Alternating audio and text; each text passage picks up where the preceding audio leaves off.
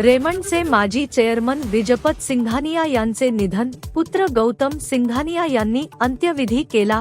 पद्मभूषण पुरस्कार विजेते तसेच जागतिक विक्रमही प्रस्थापित केला. रेमंड हा वस्त्र ब्रँड घरोघरी पोहोचवणारे माजी चेअरमन विजपत सिंघानिया यांच्यावर रविवार 29 मार्च रोजी मुंबईत अंत्यसंस्कार करण्यात आले.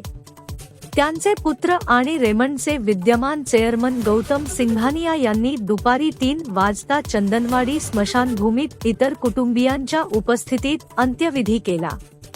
87 वर्षीय सिंघानिया यांचे शनिवारी सायंकाळी निधन झाले. त्यांच्या पश्चात पत्नी आशादेवी आणि 3 मुले मधुप्ती सिंघानिया, शेफाली रुईया आणि गौतम सिंघानिया आहेत.